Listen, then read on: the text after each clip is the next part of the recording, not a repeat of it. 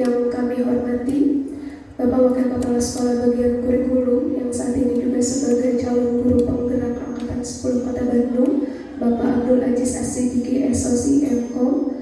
Yang kami hormati Bapak Wakil Kepala Sekolah Bagian Kesiswaan, Bapak Sufri SPDI, Ibu Wakil Kepala Sekolah Bagian Humas Ubin, Ibu Susri Mariam SPD, serta yang kami hormati Bapak Ibu guru SMP Al-Hadi Bandung. Alhamdulillahirrahmanirrahim. Alhamdulillah nahmaduhu wa nasta'inuhu wa nastaghfiruh wa na'udzu billahi min syururi anfusina wa min sayyiati a'malina may yahdihillahu fala mudilla lahu wa may yudlil fala hadiya lahu. Alhamdulillahirrahmanirrahim. Bapak Ibu sekalian, hari ini di hari Senin 3 Mei 2024 kita bisa berkumpul dalam kegiatan sosialisasi dan diseminasi dalam pembiasaan budaya positif sekolah yang mana ini merupakan salah satu aksi nyata dari kegiatan calon guru penggerak. Untuk memulai kegiatan hari ini, mari kita ucapkan basmalah bersama-sama. Bismillahirrahmanirrahim. Selanjutnya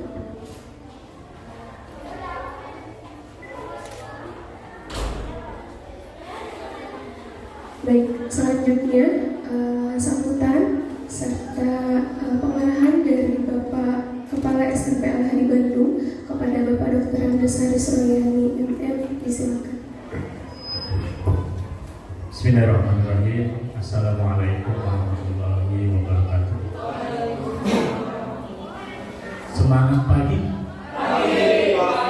Pagi luar biasa. Semangat Bu. Hari Senin Persib juara. Semangat terus. Kita kayak dampak sedikit lumayan. Yang meninggal, yang mobilnya hancur itu nggak lupa. Alhamdulillahirabbil alamin wa bihi nasta'inu ala dunyati wa ala liwasati ajmain amma ba'du.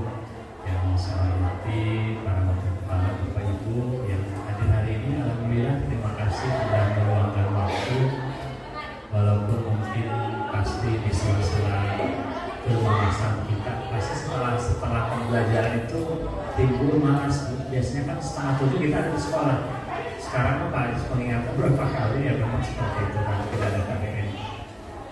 Bapak yang saya hormati, kurikulum Merdeka itu sudah berjalan 3 tahun ya, sudah meluluskan. Orang lain sudah ada yang sekarang meluluskan produk kurikulum Merdeka. Al-Hadi sekarang baru masuk tahun kedua. Awal-awal kurikulum Merdeka luar biasa. Spirit dari semua komponen karena hal yang baru mungkin ya, dan didukung oleh infrastruktur, ketersediaan bahan ajar dan lain sebagainya, luar biasa semuanya sekarang. Yang saya lihat sekarang menurun ya. filosofi yang selalu ada dalam kita. Apapun kurikulumnya kita sehingga prosesnya segitu-gitu kayaknya tidak ada perubahan. Padahal perubahan itu suatu keniscayaan. Mungkin ya kita dulu ada di waktu kuliah metode pembelajarannya itu saja, perangkat yang digunakan hanya itu saja. Ya sementara siswa kita luar biasa sekarang. Hati-hati ketika Bapak Ibu membuat soal yang ngutip dari Google, mereka sudah lebih tahu kalau tidak di ATM ya. Bahkan mereka tahu gitu ya. Sekarang luar biasa siswa-siswi kita.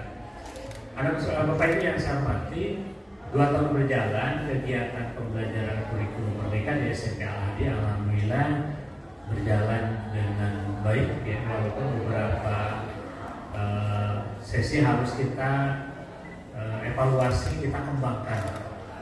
Luar biasa tujuan pemerintah karena memang kita tidak mau kita tidak bisa lepas dari aturan pemerintah.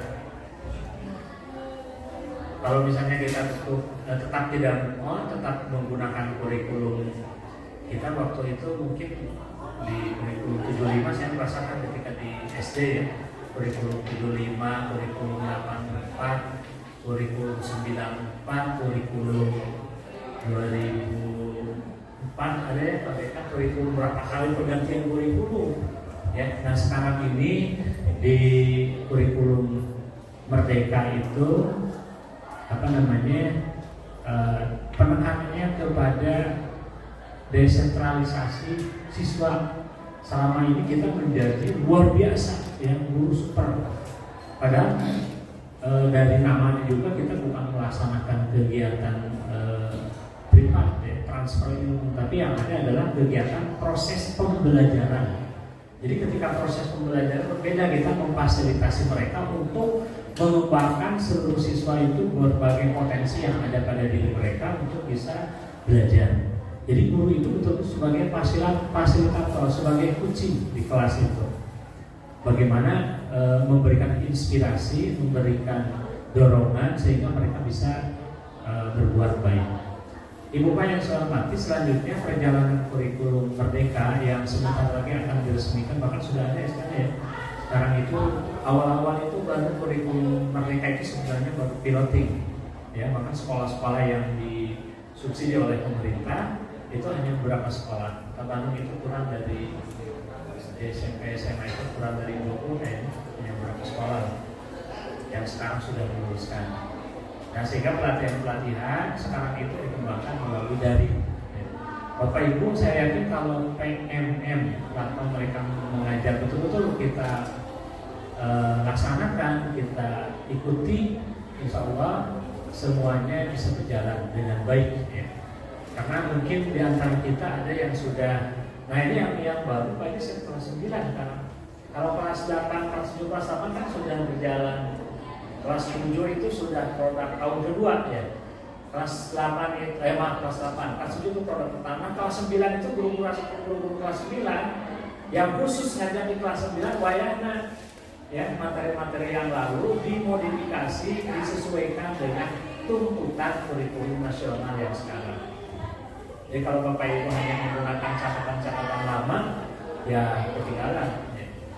Dan sehingga kemarin kita melaksanakan kegiatan P5 itu bukan seremonial, bukan hanya di pembelajaran blok 3 hari, tapi pembelajaran P5 itu terinternalisasi ke semua pembelajaran kita ya. Semua dimensi, semua elemen, semua sub-elemen di P5 itu semuanya bisa dilaksanakan di pembelajaran. Ibu Pak yang saya hormati, karena melempemnya semangat kita, jujurlah beda ketika awal paling tidak Bapak Ibu untuk melengkapi administrasi.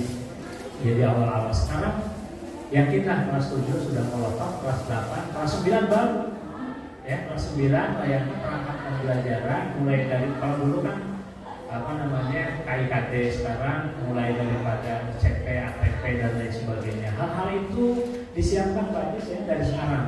Itu dari terminologi juga berbeda, dari susunan mata pelajarannya juga berbeda ya. walaupun kontennya tidak terlalu berbeda, hanya mungkin metodologinya yang berbeda. Nah, Bapak Ibu, kalau punya sekali lagi semangat kita, alhamdulillah saya sudah mensupport kita semua yang ada di sini untuk terus mengikuti program kurikulum yang digelontorkan oleh pemerintah. Kayaknya rasa-rasanya karena rezimnya masih rezim lama, Pak Soeri kayaknya masih terus berlanjut. Jadi belum sampai ke kurikulum madani lah, masih kurikulum merdeka yang dirintis. Nggak apa-apa, sebenarnya bagus sekali. Nilai filosofinya bagus sekali. Jadi selama ini kita bisa merasakan dulu ketika kurikulum 2004 ketika ada ujian nasional, luar biasa capeknya jihad ketika ujian nasional. Sekarang kan nggak enjoy sekali kita ujian, tidak ada polisi, tim independen dan lain sebagainya, bebas ya mereka. Hanya mungkin Bapak Ibu, saya ulang lagi, ini mudah-mudahan 150 lebih siswa kita yang mau masuk ke negeri, walaupun hanya 20% melalui jalur prestasi, mudah-mudahan ini jadi bahan renungan kita Bapak Ibu ya. Kalau kita mau ideal, bagus silakan Bapak Ibu berikan nilai ideal, tapi belajarnya prosesnya juga ideal.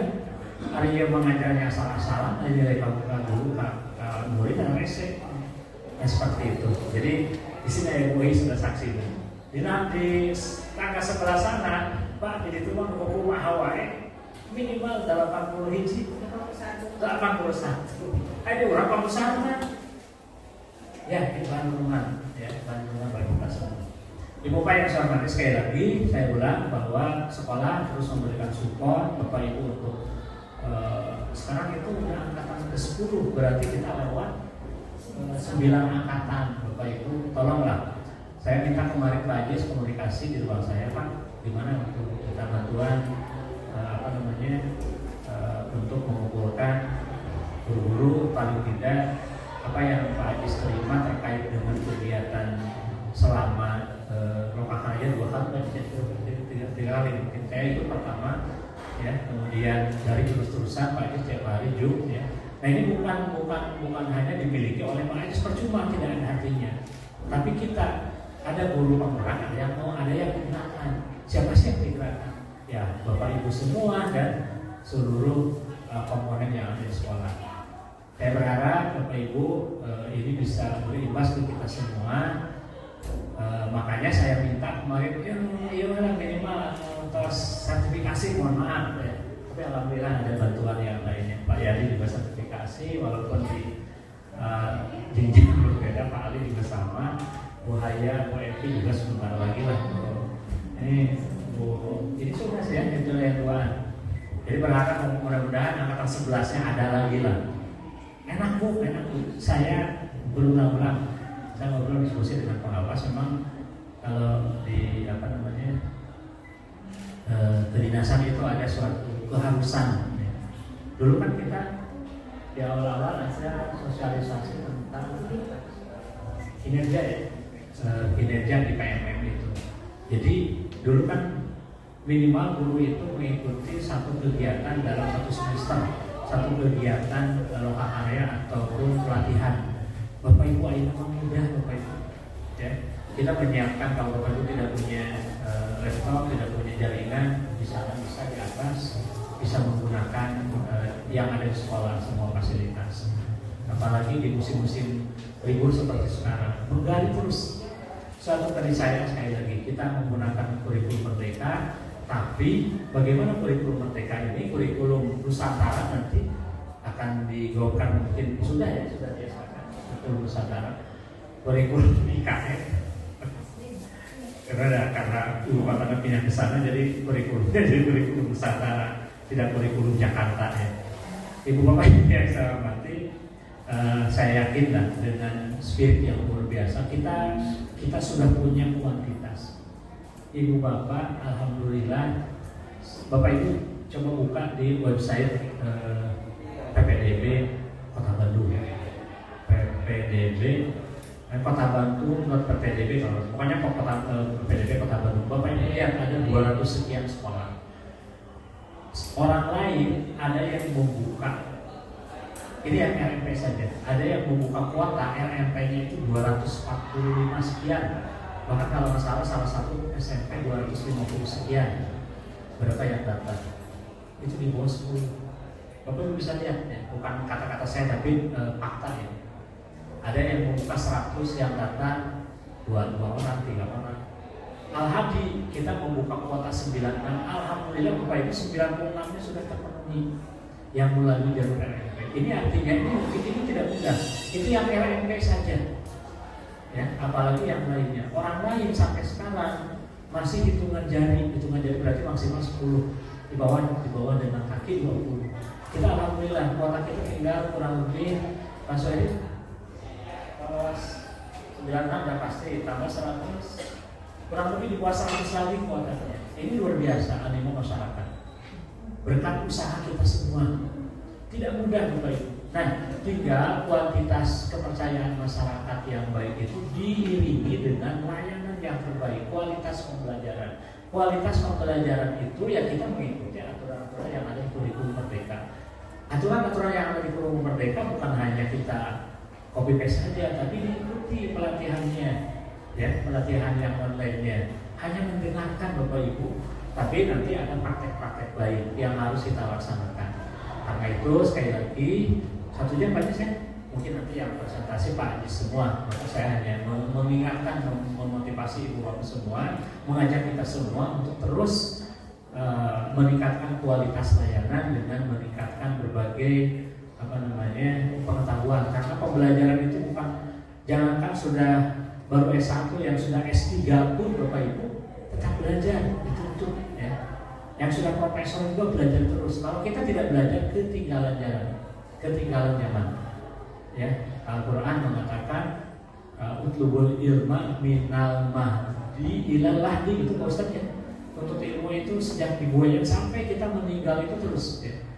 Pasti ya. Karena kalau kita tidak kalau kita merasa sudah cukup, sudah pintar ya seperti itulah. Itu Bapak yang saya hormati, mudah-mudahan sekali lagi kita menjadi masyarakat pembelajar bisa mensupport, memberikan inspirasi kepada siswa-siswi kita ya. Dan kita bersyukur Pak Haji sudah mempelopori menggerakkan bisa seluruh komponen SMP Al-Hadi khususnya. Mudah-mudahan Bapak Ibu juga bisa mau digerakkan. Percuma kalau hanya Pak Haji yang bergerak, tapi semua harus kita harus bergerak. Mudah-mudahan kurikulum Merdeka, kurikulum Nusantara di SMP Al-Hadi bisa berjalan dengan baik, bisa berjalan sesuai dengan harapan. Putra-putri kita menjadi putra-putri yang mandiri, berkarakter, bisa mengekspresikan potensi semua yang ada pada peserta didik kita bisa berkembang dengan inspirasi dari kita semua. Mudah-mudahan kita menjadi guru-guru yang dirindukan. Sekali lagi, mudah-mudahan kita menjadi guru-guru yang dirindukan di kelas Bapak Ibu. Bukan guru-guru yang ditakuti, ya si Bapak Eta, menit sekolah. Luar biasa. Itu saja Bapak Ibu. Ya, selamat buat Pak Haji, selamat buat kita semua. Mudah-mudahan kita bukan karena monetnya Pak Haji, tapi ini betul-betul apa yang Pak Haji terima ilmu tentang pelatihan CGP ini bisa berimbas kepada kita semua. Ibu Bapak, kita sudah berjalan melalui kegiatan Kombel. Ini adalah jadwal Kombel. Jadi segala sesuatunya aturan Kombel, Pak Haji ya. Itu saja, terima kasih atas segala perhatiannya. Dengan mengucapkan Bismillahirrahmanirrahim, acara hari ini kita akan resmi dibuka. Terima kasih. Assalamualaikum warahmatullahi wabarakatuh. Terima kasih kepada Bapak Kepala SMP Al-Hadi atas sambutan dan pengarahannya.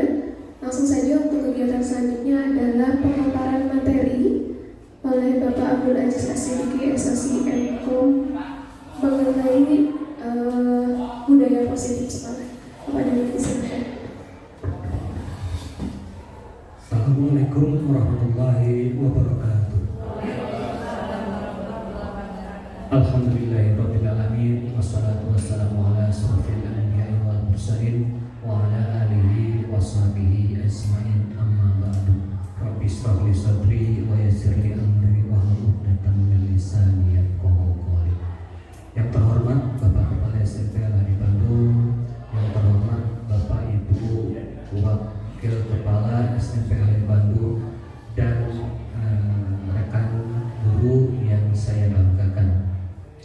Alhamdulillah pada kesempatan ini saya haturkan terima kasih kepada seluruh rekan guru yang bisa hadir di dalam acara diseminasi atau sosialisasi atau pengimbasan terhadap materi yang telah saya dapatkan di PGP di Pendidikan Guru Penggerak di modul 1.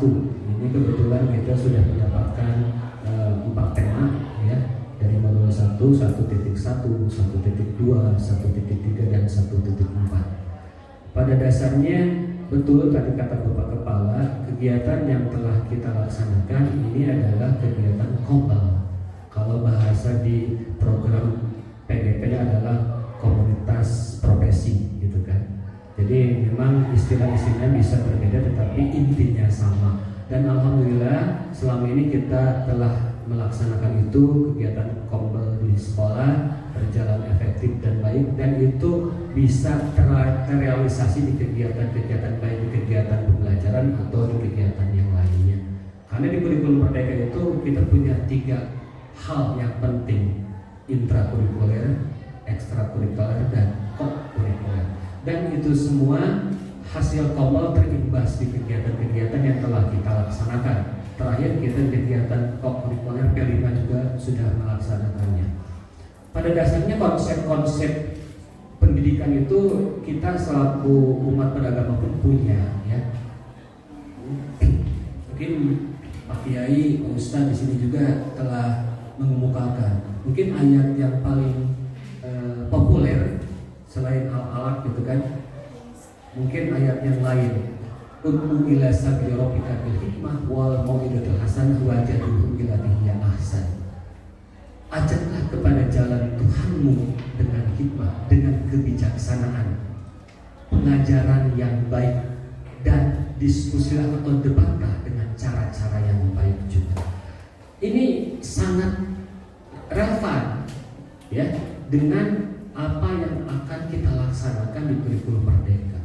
Di kurikulum Merdeka itu inti dasarnya bagaimana kita guru itu mengamalkan, mengimplementasikan keberpihakan pada murid. Itu inti dasarnya.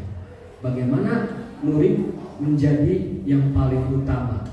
Di konsep Ki Hajar Dewantara mengemukakan ya, bahwasannya murid itu harus menjadi tujuan paling utama. Dijadikan apa? Dituntun. Kita itu sebagai guru harus menuntun, bukan dilepas, tapi memang menuntun. Walaupun betul konsep utamanya Ki Hajar Dewantara itu ingin mengembangkan konsep pendidikan yang merdeka.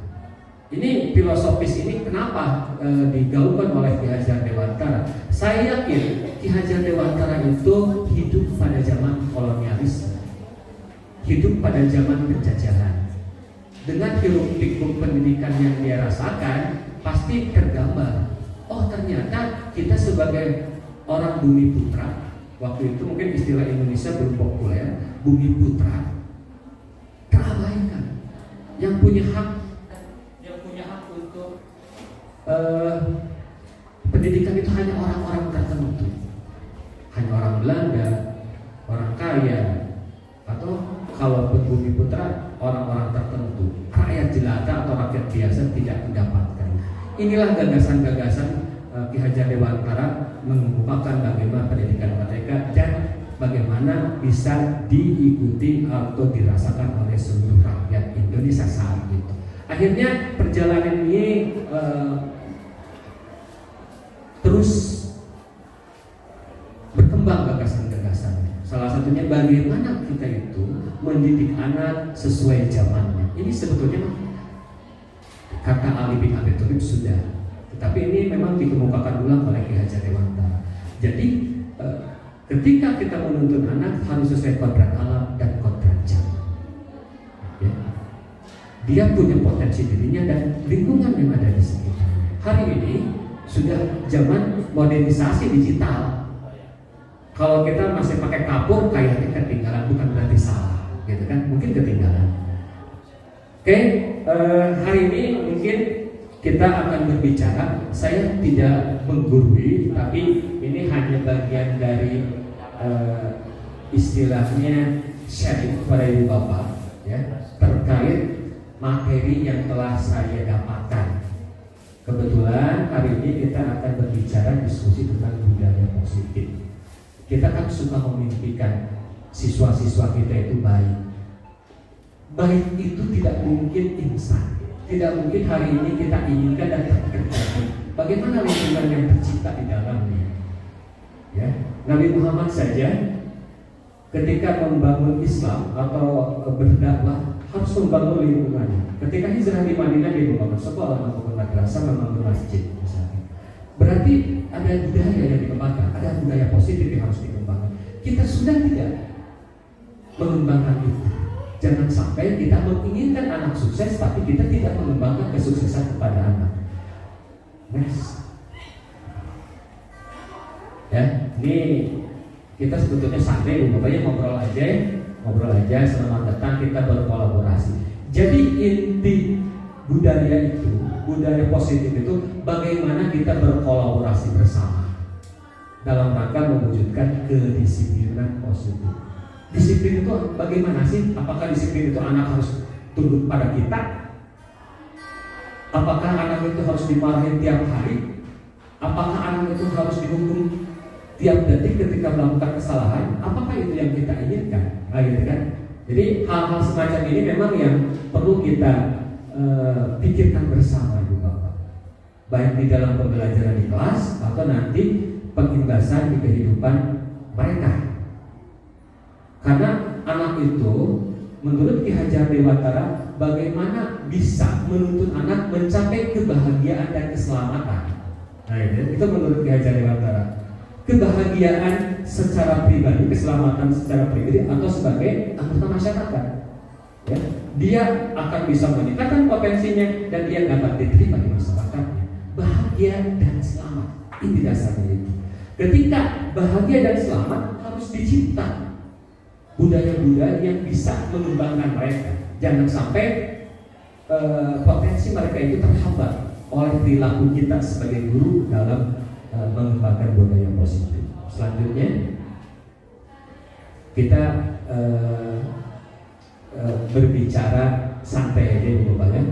Jadi budaya positif itu bagaimana menemukan kondisi pembelajaran sehingga proses pembelajaran dapat berjalan tanpa adanya suatu paksaan atau suatu beban. Apakah kita telah melaksanakan itu? Anak tidak mengerjakan PR paksa ketika itu bisa. Ya.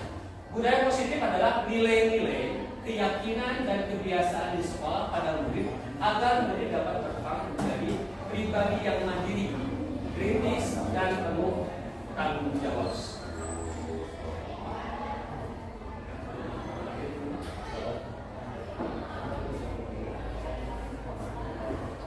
Silakan Ibu Bapak, ada yang punya pemahaman bagaimana kita membangun budaya positif? Gampang, nanti PowerPoint-nya bisa dikasih. Nanti ini mic-nya masih berjalan, ya. Jadi langkah-langkah yang akan kita kembangkan di dalam pengembangan budaya positif salah satunya disiplin positif adalah cara menerapkan disiplin tanpa ancaman. Itu yang paling yang harus kita lakukan. Apakah kita telah melaksanakan kegiatan belajar? Apakah kita telah melaksanakan di kegiatan ekosistem sekolah? Ya, sehingga dalam penerapan disiplin positif ini, murid diajarkan untuk memahami konsekuensi dari perilaku mereka.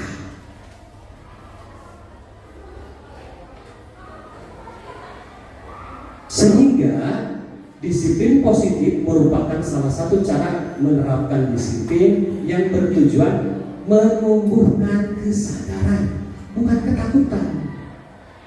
Dia mengerjakan PR karena takut gurunya. Dia datang tepat waktu karena takut dicatat oleh piket.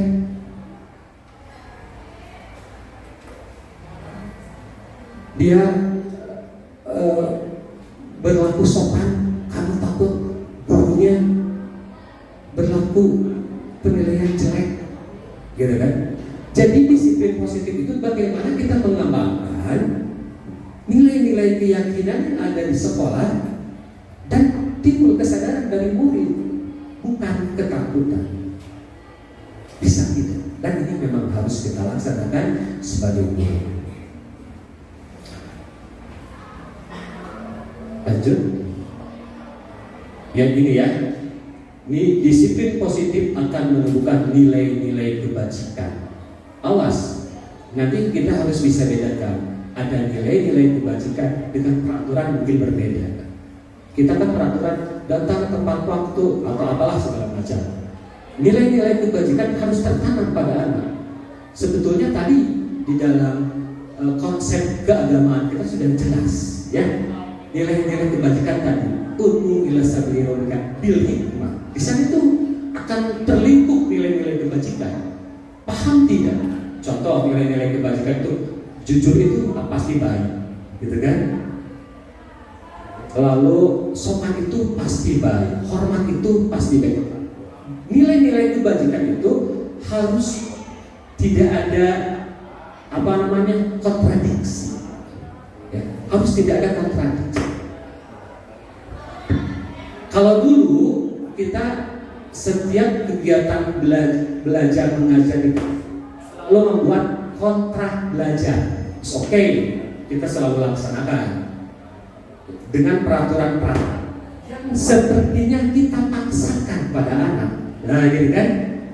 Kontrak belajar tahun sekarang, semester sekarang, ini dan kita paksakan sesuai peraturan kita. Seolah hari ini harus dirubah. Makanya nanti konsepnya adalah bagaimana keyakinan kelas.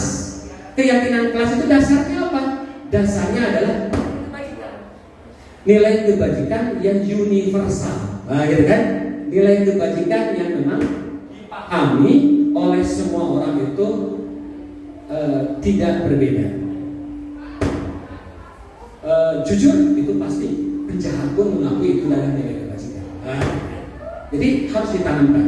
Maka dari itu nilai kebajikan adalah sifat positif manusia yang merupakan tujuan mulia yang ingin dicapai itu yang bersifat universal. Ya. Nah, di kurikulum Merdeka nilai-nilai kebajikan ini sudah terjabarkan dalam nilai profil pelajar Pancasila. Ini sudah kita mampu bersama. Beriman mandiri, berkebinekaan global, nalar kritis dan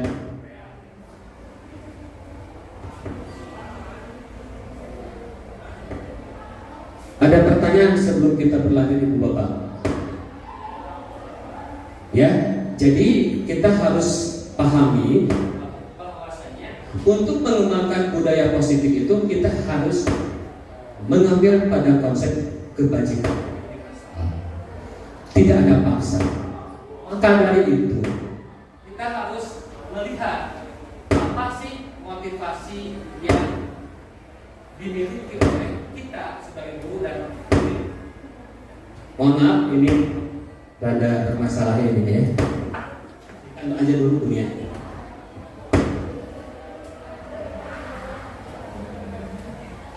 Yang tadi ya, pada dasarnya apakah kita sering melakukan ini? Ya. Yang pertama pasti kita selalu mendapatkan atau berhadapan dengan perilaku manusia. Minimalnya ada 3 perilaku ini di murid kita. Yang pertama, ketika kita atau murid berperilaku yang pertama untuk menghindari ketidaknyamanan atau hukuman. Dia memang berbuat baik, gitu kan? Tapi ternyata motivasi dia melakukan kegiatan itu untuk menghindari hukuman, ya? Seperti tadi, ya? Data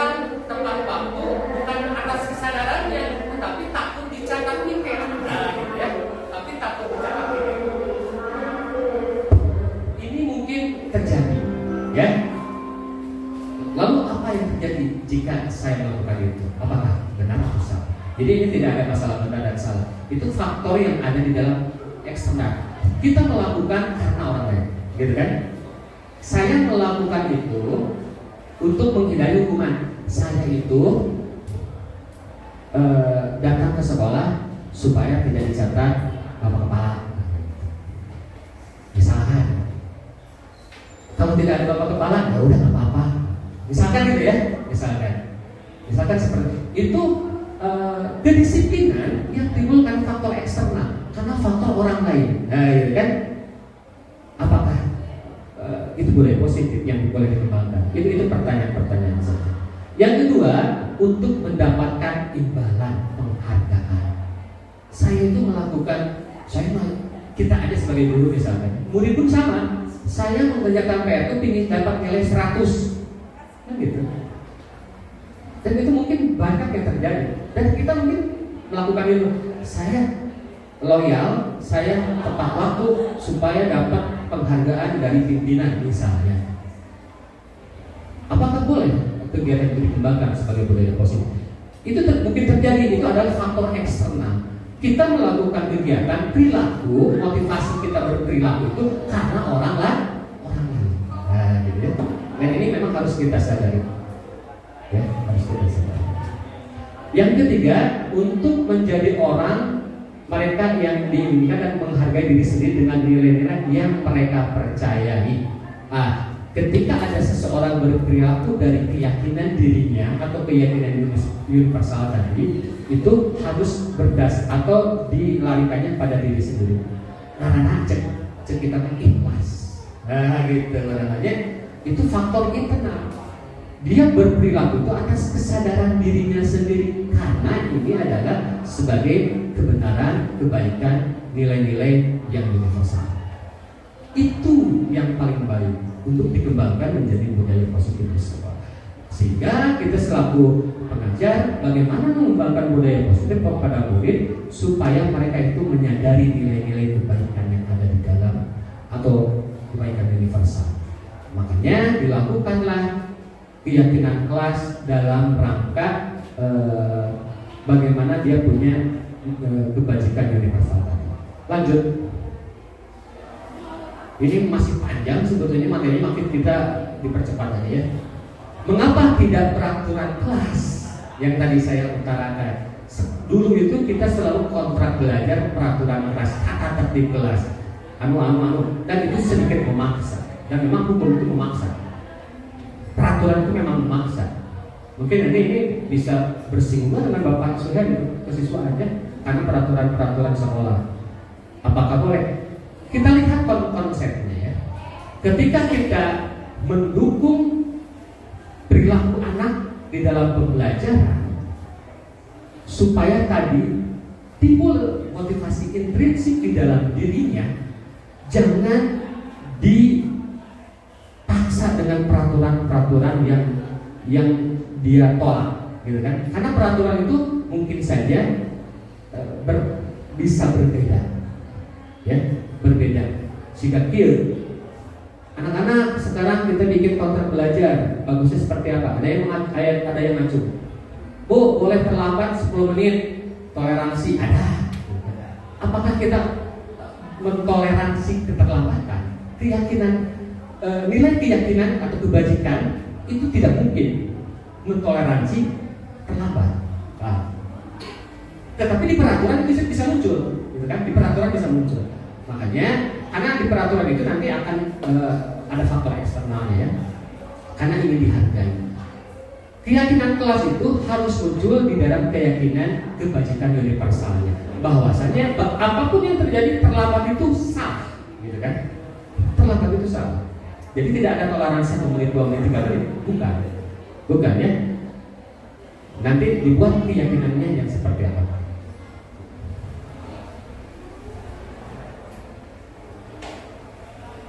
Untuk menciptakan keyakinan kelas ini di dalam kegiatan, khususnya di kegiatan pembelajaran di kelas, gunakan pernyataan-pernyataan yang universal. Seperti tadi, kelas ini harus jujur, cukup,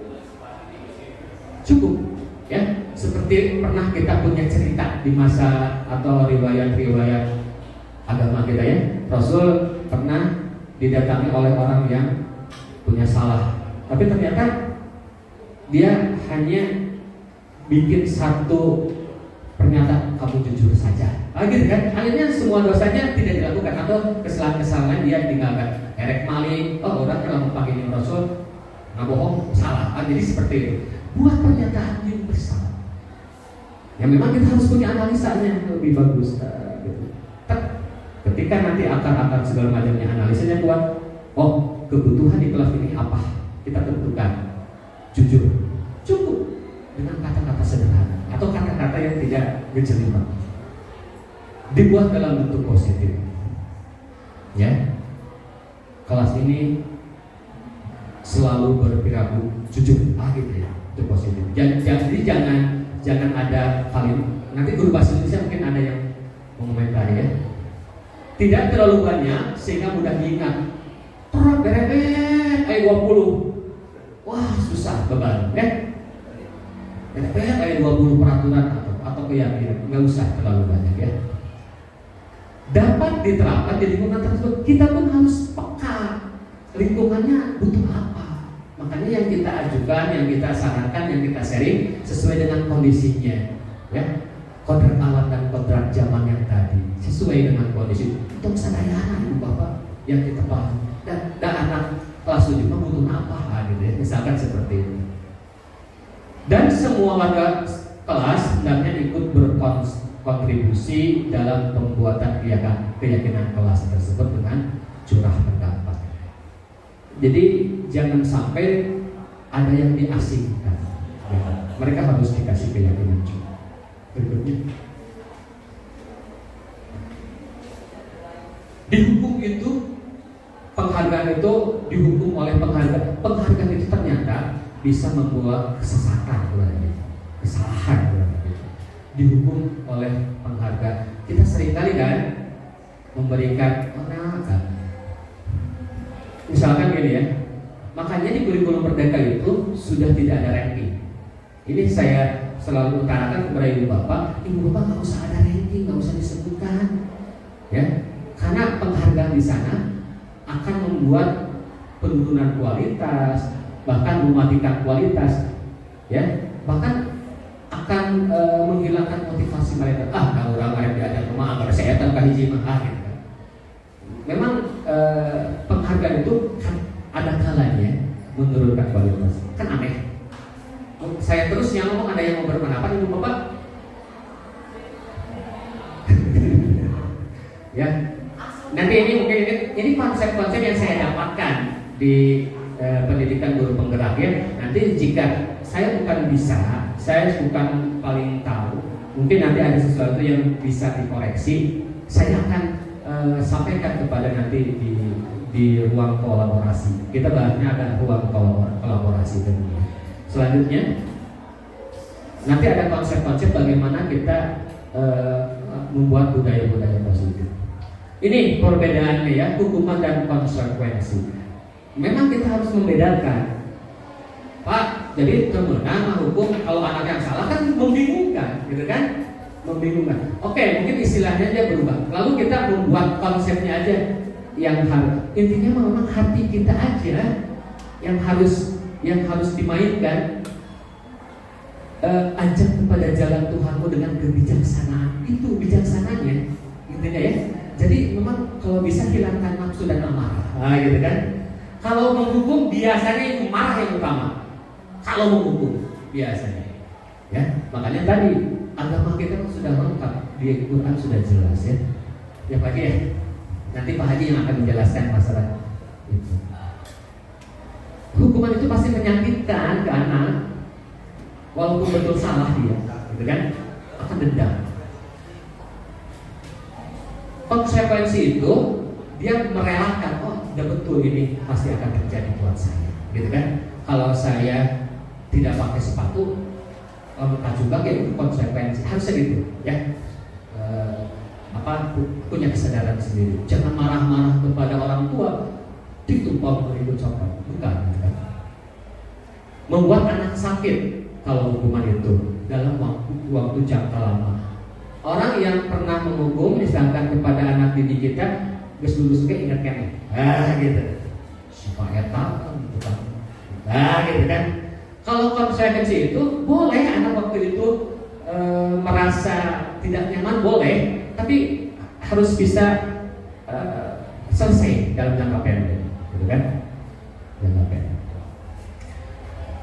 Ketika kita terus-menerus melakukan penghukuman kepada anak, dia itu benci kedisiplinan. Makanya banyak ya yang melanggar tata tertib, karena dia itu akan membenci kedisiplinan, akan menghajarkan temenang bu pandang peduli, gitu kan?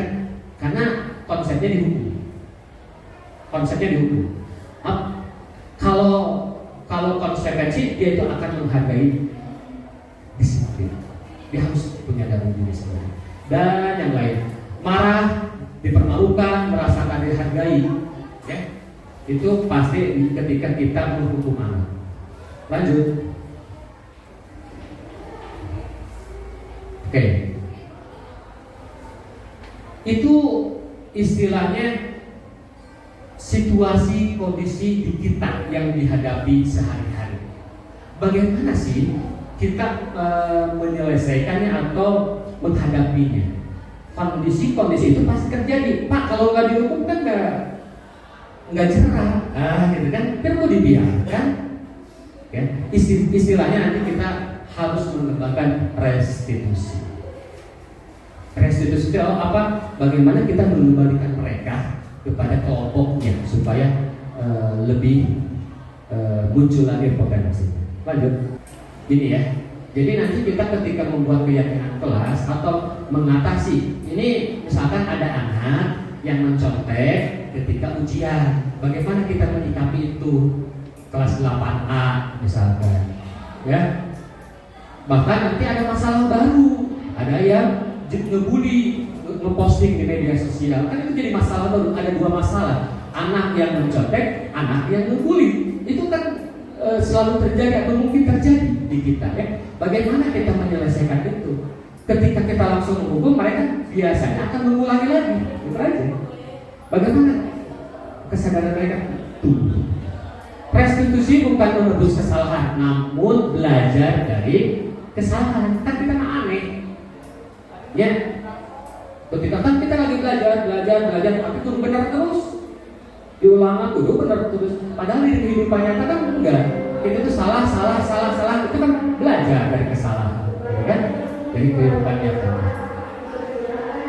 Restitusi memperbaiki hubungan. Restitusi adalah tawaran, bukan paksaan.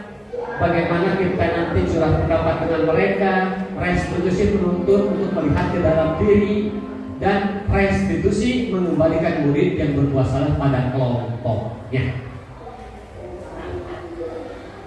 Nah ini ya perbedaannya ya. Nanti kita itu ada ketika melakukan restitusi, apakah yang kita pilih itu hukuman, apakah yang kita pilih itu konsekuensi atau restitusi. Nah, ini nanti bisa dibaca, ya. Lanjut. Nah ini sebetulnya kalau ada diskusi kita itu refleksi apa kebutuhan kita, ya. Tapi langsung saya jawab. Lanjut.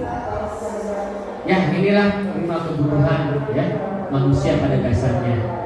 Bertahan hidup, kekuasaan, kebebasan, kesenangan, dan kasih sayang. Salah satu-satunya ini bertahan hidup jelas ya. Dalam konteks sekolah, kebutuhan bertahan hidup ini dapat diilustrasikan dengan adanya fasilitas kesehatan yang memenuhi prasarana, ya, nyaman, ya. Lanjut. Kasih sayang dalam konteks sekolah, kasih sayang dapat diwujudkan oleh interaksi positif antara siswa, guru, dan lain sebagainya. Kekuasaan atau harga diri dalam konsep sekolah, pendidik memberikan apresiasi pengakuan terhadap prestasi dan usaha siswa serta memberikan ruang, bukan penghargaan tapi apresiasi. Memang ini sedikit bisa bingung membedakannya ya. Ini memang harus diulas lagi. Bagaimana mengapresiasi mereka, bagaimana ngasih penghargaan, itu memang sangat berbeda. Nanti di ombak kita ulas lebih detail, ya. Nanti akumulasi itu. Dalam konsep sekolah, siswa dibebaskan dan berkreasi dan berinovasi. Itu halang, mana bukan ide teh. Cek ibu takut pikir, mana kita orang ya. Anak level kelas 7 mas harus sama dengan kita yang sarjana, gitu kan? Kreasikan mereka, jadi jangan dikat kemampuan mereka atau potensi mereka. Fun, nah ini yang paling kita inginkan ya. Mereka tuh buat bahagia loh. Ini mungkin Pak Asep yang paling banyak yang suka melakukan ini. Fun, ya. Pembelajaran PAI dengan nanom itu fun. Ya. Pembelajaran seni rupa banyak praktek itu fun, asik. Pelajaran IPA dengan banyak praktek atau uji coba itu fun, ya. Tapi nanti bagaimana kita mengembangkan potensi mereka, sehingga kita bagaimana bersikap. Kita punya 5 posisi yang bisa mengkontrol mereka. Yang pertama, apakah kita guru penghukum? Apakah guru pembuat rasa bersalah? Guru sebagai teman, sebagai pemantau atau manajer? Pilih yang ibu bapak inginkan. Pada dasarnya ini mungkin terjadi pada kita sebagai penghukum. Umpama kudu bener diajar teh. Dokter lama ibu teh ubah boy dicari kan bapak kepala. Anak merasa bersalah, ya. Anak merasa bersalah. Oh nyambu aku puntennya, nah gitu kan? Anak itu merasa bersalah. Kasihan si ibu. Gitu kan? Ya.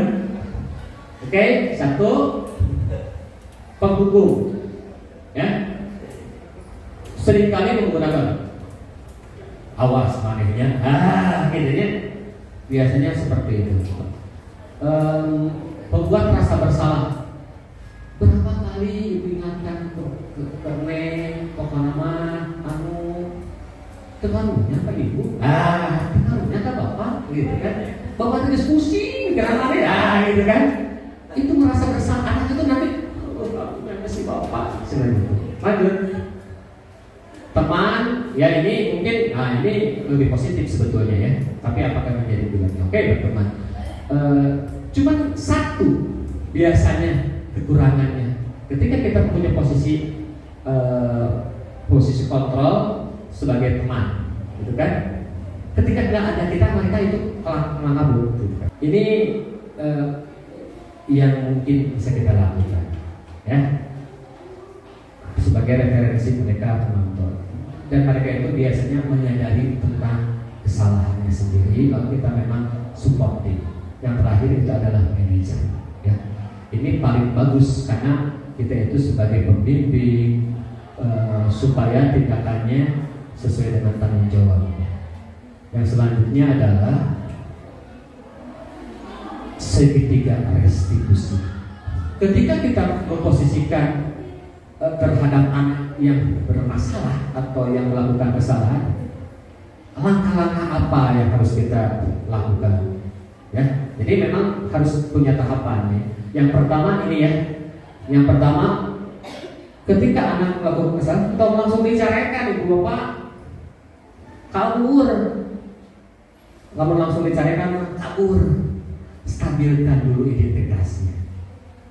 Ya, itu bisa berbagai cara. Cara ibu bapak lah yang paling baik. Yang pasti menstabilkan identitas itu jangan menyalahkan ujung-ujung. Ya. Yang kedua itu validasi tindakan, menanyakan restennya dia teh lepas, dia nanti mengaku. Kalau sudah tenang, biasanya dia ngaku, mohon ibu. Nah, gitu kan. Lalu cek tenang, dipaksa, saya bukan ngaku, sumpah. Biasanya seperti itu. Biasanya ya. Gitu kan? Pokoknya malah udah ditincang mah, ngaku. Itu berarti tidak stabil identitasnya. Turunkan dulu emosinya.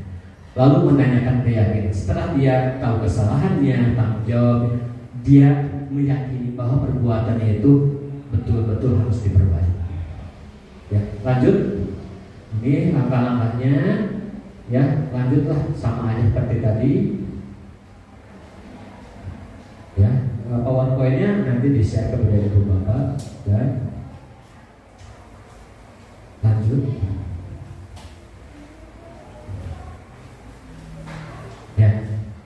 Jadi mungkin dalam menciptakan budaya sekolah yang positif, intinya nanti kita selaku guru sebagai pengajar di kelas bagaimana mengembangkan dan menyusun keyakinan kelas, dan itu harus dilakukan oleh ibu bapak. Tetap secara prosedur kita harus minta izin kepada kepala sekolah dan lain semacamnya, mensosialisasikan seperti ini. Jadi jangan sampai kita yang tahu saja tapi orang lain nggak tahu, sehingga nanti bisa bentrok ya. Menjelaskan dan kemanfaatan kesepakatan kelas seperti apa, sampai nanti evaluasi dan refleksi. Itu saja mungkin Ibu Bapak pertemuan hari ini. Terima kasih atas kerjasamanya, kolaborasinya. Saya tidak bisa mengucapkan kata-kata seperti apa gitu ya, karena ini memang bantuan yang paling berarti buat saya. Terima kasih. Bila taufiq wal hidayah. Wassalamualaikum warahmatullahi wabarakatuh.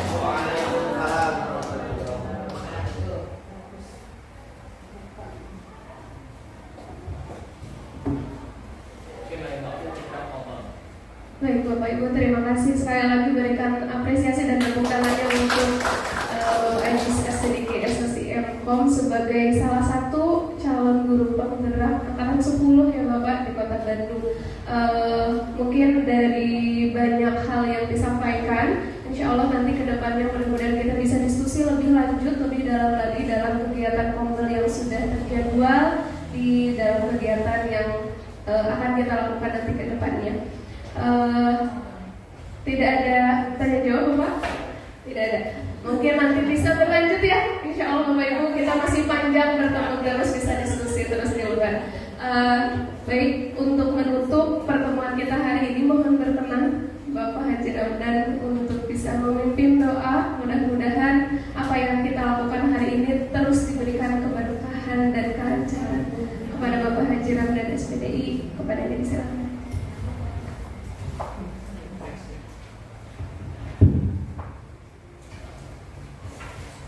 Assalamualaikum warahmatullahi wabarakatuh.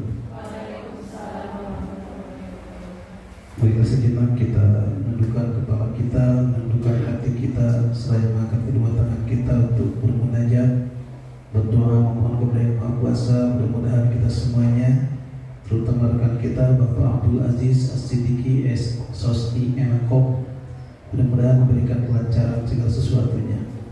Allahumma sholli ala sayyidina Muhammad wa barik wa sallim. Amin ya Allah ya rabbal alamin. Alhamdulillahi rabbil alamin. Allahumma sholli ala sayyidina Muhammadin abdika wa nabiyyika wa rasulika nabiyil ummi wa ala alihi wa sahbihi wa sallim. Allahumma sholli ala sayyidina Muhammad salatan taj'aluna biha min ahli al-ilmi dhahiran wa batinan wa tahshuruna biha bi badal as-salihin fi dunya wa ukhra bi rahmatika ya arhamar rahimin. Allahumma barik lana fi amwalina, barik lana fi kasbina, barik lana fi umurina ya Allah ya arhamar rahimin. Allahumma yassir lana wa la tu'assir alaina. Allahumma yassir lana wa la tu'assir alaina. Allahumma yassir lana wa la tu'assir alaina. Rabbi yassir wa la tu'assir, Rabbi tammim bil khair. Allahumma inna nas'aluka al-'afwa wal 'afiyah wal mu'afata ad-daimah fid din wal dunya wal akhirah. Allahumma nawwir qulubana bi nur hidayatika kama nawwarta al-ardha bi nuri syamsika abadan abada. Rabbana atina fid dunya hasanah wa fil akhirati hasanah wa qina adzabannar. Sallallahu ala sayyidina Muhammadin wa ala alihi wa sahbihi wa sallam. Walhamdulillahi rabbil alamin. Al-Fatihah. A'udzu billahi minasyaitonir rajim. Bismillahirrahmanirrahim. Alhamdulillahi rabbil alamin. Arrahmanir rahim. Maliki yaumiddin. Iyyaka na'budu wa iyyaka nasta'in. Shiratal ladzina an'amta 'alaihim ghairil maghdubi 'alaihim waladdallin.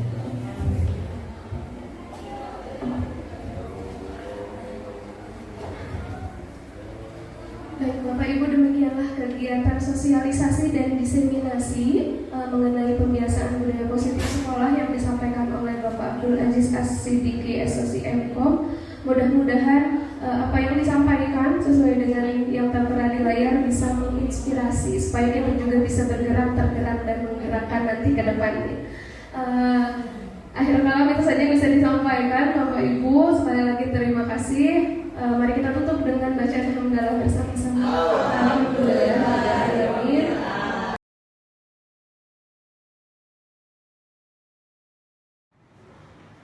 Assalamualaikum warahmatullahi wabarakatuh. Waalaikumsalam warahmatullahi wabarakatuh. Selamat pagi. Pagi,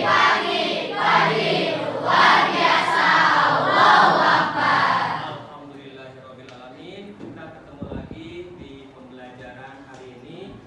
Bapak lihat kalian masih bersama, tetap bersemangat, ya. Kita akan memulai seperti biasanya, memulai pembelajaran dengan berdoa. Silakan Kak Em untuk memimpin doanya. Silakan Kak Em memimpin doanya.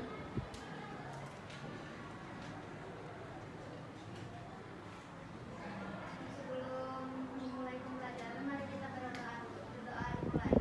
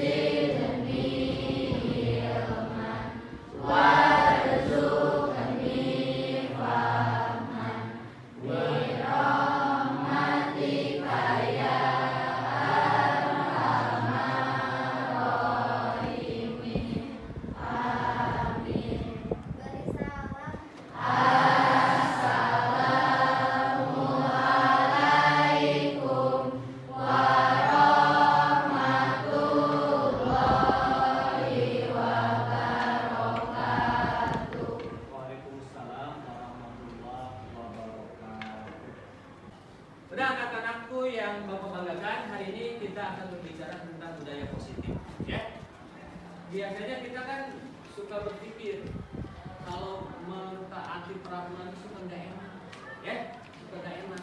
Kalau disuruh itu suka nggak enak. Kalau disuruh sama orang tua suka nggak mau. Kenapa itu? Karena memang datangnya tidak di hati, datangnya bukan dari diri kita, ya, datangnya dari orang lain seperti dipaksa, gitu ya. Oleh karenanya kalian harus punya keyakinan sendiri. Apa sih kira-kira peraturan khususnya di sekolah sekarang di kelas, peraturan yang kita inginkan apa? Hari ini Bapak akan meminta pendapat kalian. Kira-kira peraturan apa yang diperlukan oleh kita bersama? Sebetulnya di dalam Al-Quran juga sudah disebutkan, ya, watawasaw bil haq watawasaw bis sabr. Silih, ya, saling menasihati dalam kebaikan dan kesabaran. Ya, nah hari ini kita tetap, ya, peraturan-peraturan yang akan kita buat di kelas ini khususnya datangnya dari kalian. Oleh karenanya menurut kalian kira-kira peraturan apa yang diperlukan? Ada yang punya pendapat, silakan. Boleh. Apa? Datang tepat waktu. Boleh. Bapak udah menyiapkan di kertas post-it, ya. Kalian nanti boleh catat di di sana ya. Nanti ditempel di depan. Silakan catat, tempel di sini di depan. Ya. Datang tepat waktu. Betul. Itu terserah kalian, boleh ya. Dan silakan. Boleh tempel di depan di sini. Bapak tulis peraturan ya. Peraturan, so silakan di sini di bawahnya. Peraturan yang kelas ya nanti ya. Peraturan datang tepat waktu. Ada yang lain? Membuang sampah pada tempatnya. Membuang sampah pada tempatnya. Bagus, silakan catat. Boleh. Silakan. Membuang sampah pada tempatnya. Bagus sekali. Ya. Setelah tulis, boleh ditempel di depan. Boleh ditempel di depan, silakan. Supaya kita saling mengetahui peraturan apa yang kita perlukan. Ya, tidak harus banyak dipikirkan ya, silakan. Ada yang lain silakan. Silakan, ada yang lain apa? Piket, melakukan piket sesuai jadwal. Piket, silakan. Ditempel di depan. Ditempel di depan silakan. Piket sesuai jadwal. Nah, ya. Oke, ada lagi? Oke, apa? Kompak dalam melaksanakan adalah mengikuti lomba-lomba. Kompak mengikuti lomba. Silakan ditempel di depan, tulis. Kompak mengikuti lomba. Kompak mengikuti lomba. Catat. Ya. Silakan, boleh. Boleh. Yang sudah berpendapat boleh dikedepankan, ditempel, mengumpulkan tugas tepat waktu. Apa? Tidak menghamburkan listrik. Tidak menghamburkan listrik. Boleh, catat di depan. Mendengarkan guru saat menjelaskan. Boleh dicatat, langsung ditempel. Tidak bermain handphone saat pelajaran berlangsung, tempel di depan. Tempel di depan. Ya. Wah, banyak ya. Karena banyak, sekarang catat aja di kertasnya, ya. Karena banyak, langsung tempel di depan, ya. Silakan catat di kertasnya, langsung tempel di depan. Ya. Langsung tempel di depan.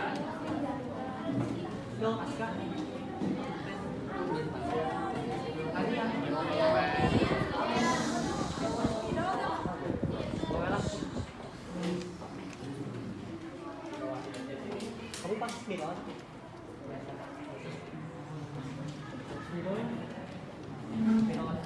Awalnya, ya. Jadi yang punya pendapat langsung catat, langsung tempel di depan.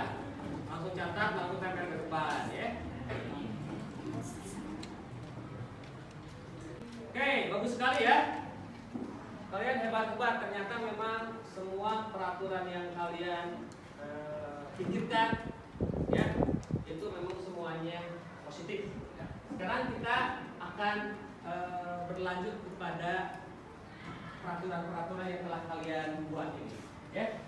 Ini peraturan yang telah kalian pikirkan, betul, cuman belum bisa diterapkan, gitu kan? Karena hanya satu kata.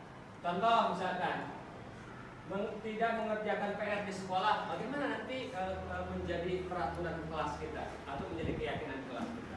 Harus ada kalimat sambungnya atau kalimat positifnya, ya.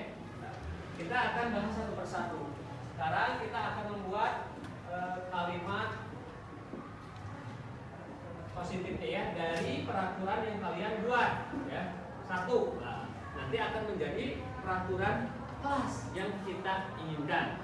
Kita akan membahas dari yang pertama. Bapak bacakan, menggunakan seragam sesuai jadwal. Kira-kira kalimatnya harus seperti apa? Yang berbicara, tunjuk tangan, berdiri, ngomong. Oke? Kita ya, seperti itu kan biasanya, ya. Silakan tunjuk tangan. Memakai seragam sesuai jadwal. Kira-kira kalimatnya seperti apa? Boleh? Belum? Boleh, nggak apa-apa. Silakan. Ada yang bisa? Ada yang tahu? Bagaimana? supaya menjadi lebih positif kalimatnya. Oke, silakan. Ini pelajaran bahasa Indonesia ini. Nah, ya. Oke, berdiri. Di sana aja nggak apa-apa berdirinya. Gimana contoh kalimatnya kira-kira? Siswa dan siswi menggunakan seragam sekolah sesuai jadwal. Oke, siswa dan siswi, ya, siswa dan siswi, siswa dan siswi, gimana tadi? Menggunakan seragam sekolah sesuai jadwal. Menggunakan seragam sekolah sesuai jadwal. Oke, ya. Kita yang kedua. Yang kedua kita Bapak bacakan datang tepat waktu. Bagaimana kalimatnya? Datang tepat waktu. Ini harus dari kalian. Supaya Bapak ketika membuat rapor tidak memaksa, gitu kan? Jadi kalian yang datang dari sini. Datang tepat waktu. Boleh? Datang tepat waktu. Oke, silahkan. Bapak langsung tulis. Siswa dan siswi wajib datang tepat waktu ke sekolah. Siswa dan siswi wajib datang tepat waktu ke sekolah. Bagus. Sekarang yang nomor 3, tidak bermain handphone. Nah, gimana? Tadi siapa yang berpendapat itu tidak bermain handphone? Gimana kalimatnya? Tidak bermain handphone saat belajar kecuali dibutuhkan. Tidak bermain HP ketika Jam pelajaran. jam pelajaran kecuali dibutuhkan. Oke. Yang berikutnya mengumpulkan tugas tepat waktu. Siapa tadi? Gimana kalimatnya? Siswa dan siswi wajib mengumpulkan tugas tepat waktu. Siswa dan siswi wajib mengumpulkan tugas tepat waktu. Bagus. Beri contoh.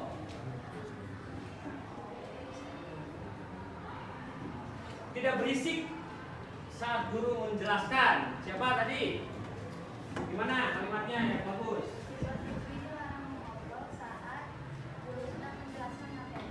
Siswa dan siswi Dilarang mengobrol saat guru sedang menjelaskan materi.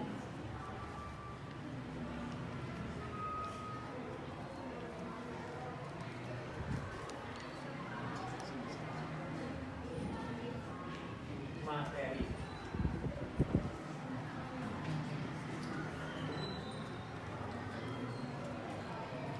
Nomor berikutnya, ini ada yang sama ya. Nanti kalau ada yang sama kita tidak harus ulas ya, karena memang kalimatnya pasti akan sama ya. Seperti ini tadi, ya datang tepat waktu. Di sini juga ada. Ini tidak mengobrol sama tidak mengobrol.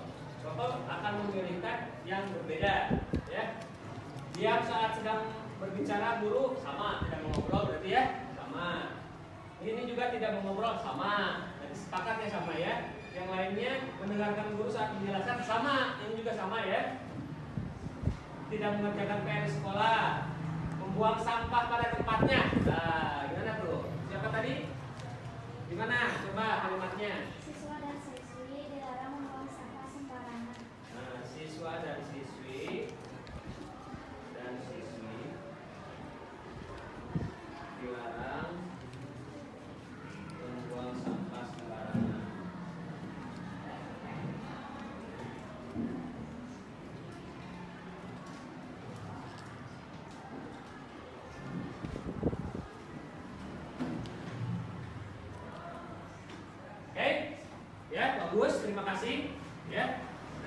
kalimat-kalimat ini dari kalian semua, bahwasanya peraturan-peraturan yang harus kalian lakukan di sekolah yang diyakini adalah ini. Oke? Dari peraturan-peraturan yang telah kalian buat, kita akan lihat nilai kebajikan apa yang ada di dalam sini. Ya? Oke, kita akan bahas satu persatu. Yang pertama kita pakai ini. Yang pertama, siswa menggunakan seragam sesuai jadwal. Kira-kira apa itu nilai kebajikannya?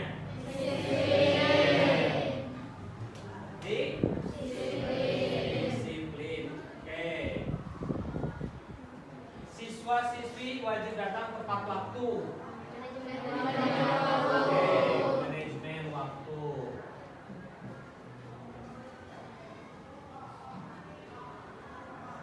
Tidak bermain HP ketika jam pelajaran.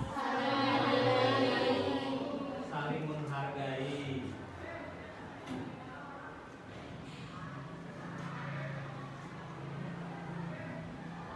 Wajib mengumpulkan tugas tepat waktu. Tanggung jawab.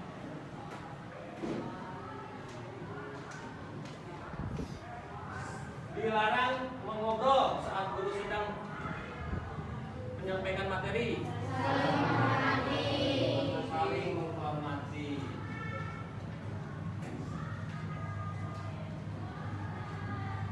Dan yang terakhir,